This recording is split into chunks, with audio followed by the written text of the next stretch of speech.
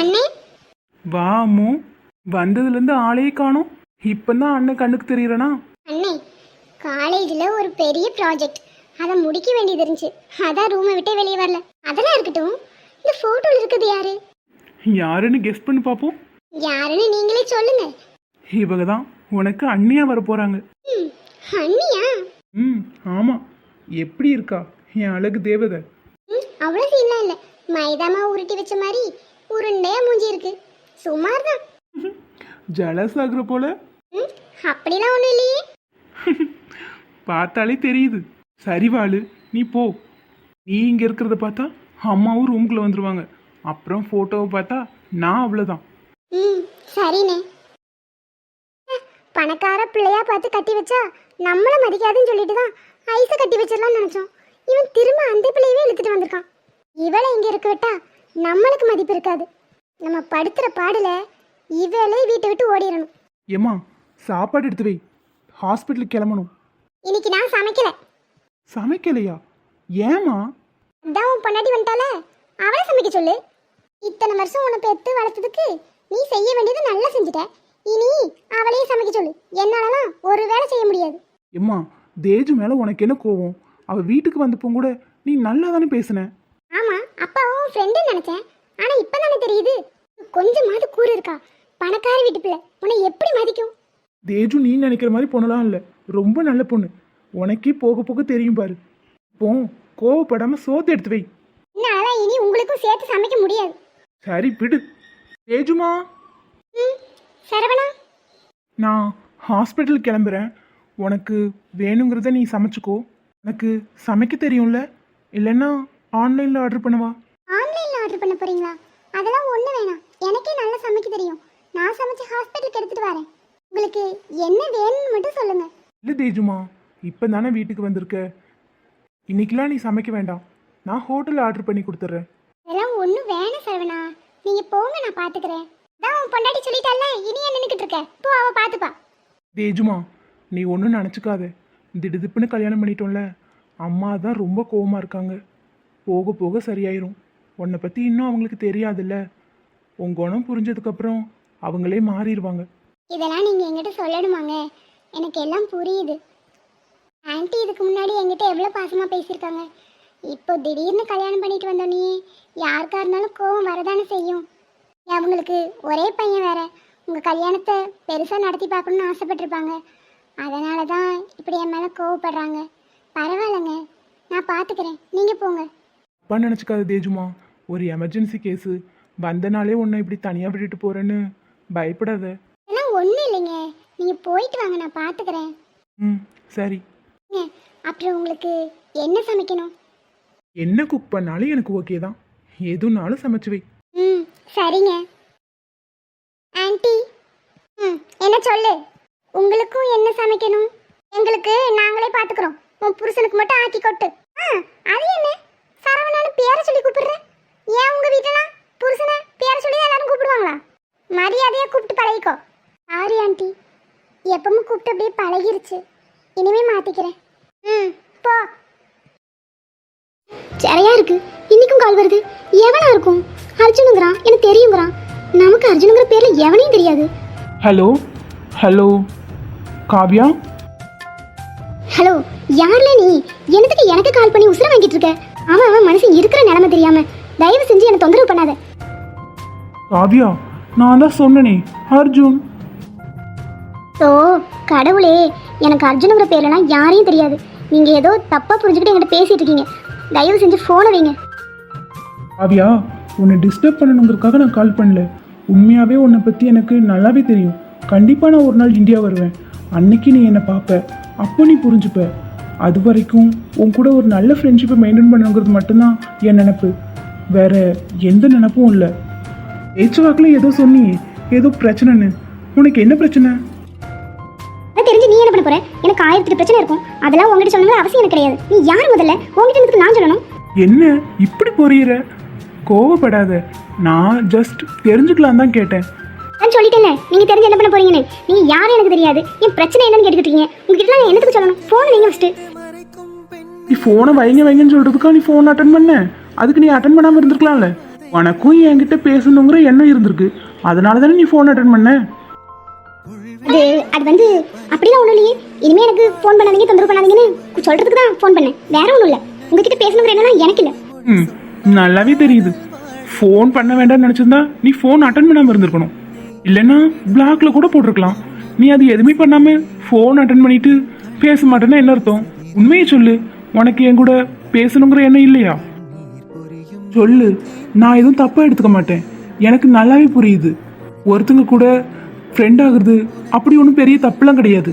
எல்லா விஷயத்தையும் நம்ம எல்லார்கிட்டையும் ஷேர் பண்ண மாட்டோம். ஆனால் நமக்கு ஒரு ஃப்ரெண்டுன்னு ஒருத்தங்க இருந்தாங்கன்னா, அவங்க நம்பிக்கையானவங்களா இருந்தா அவங்க கிட்ட நம்ம எல்லாத்தையும் ஷேர் பண்ணுவோம். அந்த மாதிரி ஒரு ஃப்ரெண்டா உனக்கு நான் இருப்பேன். நீ என்ன சொல்ற? நீ தைரியமா என்கிட்ட பேசலாம். நீ ஃபோன் அட்டன் பண்ணதுமே புரிஞ்சிருச்சு, நீயும் அப்படிதான் நினைச்சு என்கிட்ட பேசிக்கிட்டு இருக்கேன்னு. ஆனா ஒத்துக்க மாட்டேங்கிற. பரவாயில்ல, இதே டைம் நாளைக்கும் நான் உனக்கு கால் பண்ணுவேன். உனக்கு பிடிச்சிருந்துச்சுன்னா நீ ஃபோன் அட்டன் பண்ணு, இல்லைன்னா அட்டன் பண்ண வேண்டாம். அதுக்கப்புறம் நான் உன்னை டிஸ்டர்ப் பண்ண மாட்டேன். ஆனால் ஒன்று மட்டும் உண்மை, எந்த தப்பான நோக்கத்துலையும் நான் உங்ககிட்ட பேசலை. காவியா, கேட்டுட்டு தானே இருக்க? சரி, அப்போ நான் இப்போ வைக்கிறேன். Hi sister. பல்ப் வாங்கினியா? No response. டேய் மச்சான், வால் ஏதோ மூட வீட்டில் உட்காந்துருக்கு போல, என்னன்னு கேளு. காவியா, என்னாச்சு? டல்லாக இருக்கிற மாதிரி இருக்கு. அதெல்லாம் ஒன்றும் இல்லை மாமா, நான் நார்மலாக தான் இருக்கேன். உன் ஆள் டல்லாக இருக்கான்னு சொன்னா நீ ஐஸ் தானே பார்த்து கேட்டிருக்கணும். நீ காவியாவை பார்த்து கேட்குற, அப்போ காவியாவும் ஆளுன்னு நீ ஒத்துக்கிற. ஏய், ஏன்டா நீங்க வேற? ஏன் செல்லக்குட்டி, இதுக்கெல்லாம் கோவப்படாது. என்ன ஐஸுமா? ஐஸுக்கே ஐஸா?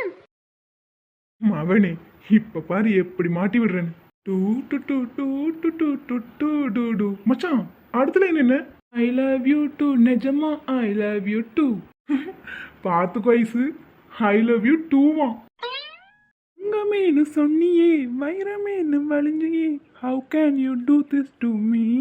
ஓ பேபி நாசையா, கொஞ்சி கொஞ்சி போனியே, how dare you do this to me? 3 பேர் ஒன்று செஞ்சுட்டீங்கல்ல, இனி அவ்வளோதான்.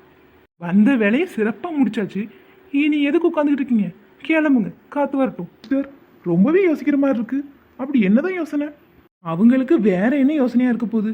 எல்லாம் அனிஷை பற்றி தான் இருக்கும். சும்மா இருடா. அதெல்லாம் இல்லை, இது வேற ஒரு குழப்பம். அதான் என்னன்னு கேட்குறோம்.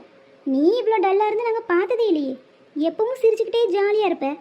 முகம் தெரியாத யாரோ ஒருத்தங்க நம்மளை பிடிச்சி போய் நம்ம கூட ஃப்ரெண்டாக இருக்கணும்னு ஆசைப்பட்டா அவங்கள நம்ம அக்செப்ட் பண்ணிக்கலாமா? ஃப்ரெண்டாக இருக்கிறதுல என்ன தப்பு இருக்குது? யார் யார் கூட வேணாலும் ஃப்ரெண்டாக இருக்கலாம். அவங்க ஒரு பையனாக இருந்தா அப்படி யார் உங்ககிட்ட ஃப்ரெண்ட் ஆகணும்னு நினச்சது? இந்த அளவுக்கு யோசிக்கிறீங்க. அப்படி யார் உங்ககிட்ட ஃப்ரெண்ட் ஆகணும்னு சொன்னது? சே, அப்படி யாரும் கேட்கல.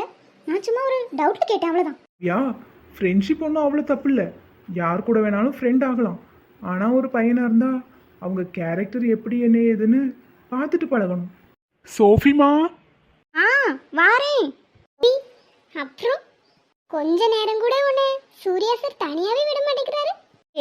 இவ்வளோ நேரம் இங்கே தானே இருந்தேன். ஓ அப்படி, சரி, இன்னும் கொஞ்ச நேரம் இங்கே இரு, என்ன பண்ணுறாருன்னு பார்ப்போம். சோஃபிமா, இது வந்துட்டேங்க. விடு ஐஸு, போகட்டும்.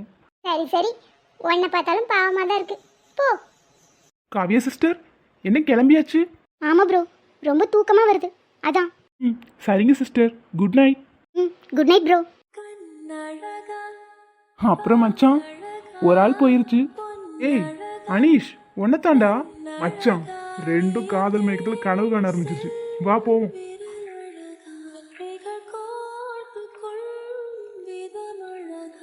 என்னடா இப்படி பார்த்துக்கிட்டே இருக்க? பார்க்கணும்னு தோணுது, பார்க்குறேன். ஆறா, என் பொண்டாட்டிக்கு வெக்கமெல்லாம் வருது. ஹனீஷ், பார்த்தது போதும், வா ரூமுக்கு போகலாம். ரூமுக்கு போய் என்ன பண்ண? அங்கே போனா நீ தனியாக நான் தனியாக தூங்கணும். கொஞ்ச நேரம் இங்கே இருந்துட்டு போகலாமே. அம்மா, உனக்கு வெக்கமெல்லாம் வருது. நானும் ஒரு பெண் தானே. உள்ளதை சொல்கிறேன், உன்னுயிர் சேர்ந்திட நான் வழி பார்க்கிறேன்.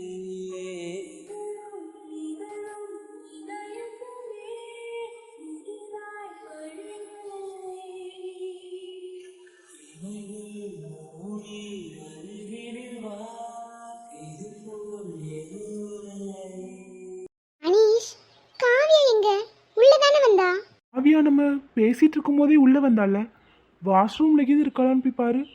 அங்கேயும் இல்லை, அதனால தான் கேட்குறேன். காவியா எங்க? அவ எங்க போயிருக்க போறா? எங்கேயாவது வீட்டுக்குள்ள எங்கேயாவது இருப்பா. ஏன் ஐசுமா, நியாயப்படி பார்த்தா நீ அவ வரக்கூடாதுன்னு தான் நினைக்கணும். அவ வரலைன்னா எங்கன்னு கேட்குற. இல்லடா, இன்னைக்கு நம்ம எல்லாரும் பேசிட்டு இருக்கும்போது காவியாவை கவனிச்சல்ல, ரொம்ப டல்லா இருந்தா, பயங்கர குழப்பத்துல இருக்கா. ஏதோ தப்பா இருக்கு. அவளை இந்த நேரத்துல தனியா விடுறது அவ்வளோ நல்லது இல்லைன்னு தோணுது. ஆமாம், நானும் கவனிச்சேன். ரொம்ப ரொம்ப டல்லா இருக்கா. அதான் சொல்றேன், அவ எங்க இருக்கான்னு பார்த்து கூட்டிட்டு வா. நானே போய் கூட்டிட்டு வந்துடுவேன். ஆனா என்னை விட அவகிட்ட நீ பேசுறதுதான் சரியா இருக்கும். ஆனா ஐசுமா, இப்படி ஒரு பொண்டாட்டி கிடைக்க நான் உண்மையாவே லக்கி தான். ஏன் அப்படி சொல்ற? உன் இடத்துல வேற யாராவது இருந்தா காவியா என் மேலே போட்ட பழிக்கு அதை அப்படியே நம்பியிருப்பாங்க. நீ அதையும் நம்பல. உன் கழுத்துல நான் தாலியை கட்டிட்டேன், நீ ஏன் பொண்டாட்டி. இதையே காரணமா வச்சுட்டு அவளை நீ இந்த வீட்டில இருந்து விரட்ட முடியும். அதையும் நீ பண்ணல. அவளோட குழப்பம் தீரணும்னு நினைக்கிற. இப்பவும் அவள் ரூம்ல இல்லைன்னா நீ சந்தோஷப்படுறதை விட்டுட்டு அவளோட குழப்பத்தை தீர்றதுக்காக என்னையே போய் தேடி கண்டுபிடிச்சு கூட்டிட்டு வர சொல்ற. நீ ஒரு ரேர் பீஸ் தெரியுமா? ஐயோ, அவ்வளோ சீன்லாம் இல்லை. நீ போய் முதல்ல அவளை தேடி கண்டுபிடிச்சு கூட்டிட்டு வா. ஐசுமா, இங்கே தான் எங்கேயாவது இருப்பா, வந்துருவா. ம், போய் கூட்டிட்டு வா. அவ கன்ஃபியூஷன்ல இருக்கா. இந்த மாதிரி நேரத்தில் அவளை தனியா விடக்கூடாது. சரிங்க மேடம், சொல்லிட்டீங்கல்ல, இனி உங்க பேச்சு மீற முடியுமா? போறேன். காவியா, ம், சொல்லுங்க மாமா. எதுவும் பிரச்சனையா? அதெல்லாம் ஒன்றும் இல்லை மாமா, நீங்கள் போங்க. ஒரு சின்ன யோசனை, அவ்வளோதான். எனக்கு தூக்கம் வரும்போது நான் வரேன். அப்படி என்னத்தை தான் திங்க் பண்ற? நானும் ரொம்ப நேரமா பார்த்துக்கிட்டு இருக்கேன். ரொம்ப டல்லா இருக்கு. எதை பத்தி இவ்வளோ யோசிக்கிற? மாமா, எனக்கு ஒன்றுமே புரியலை. என்னை சுற்றி என்ன நடக்குதுன்னே தெரியல. இத்தனை நாளாக நீங்கள் தான் என்கிட்ட பழகுனீங்கன்னு நான் நம்பிட்டு இருந்தேன்.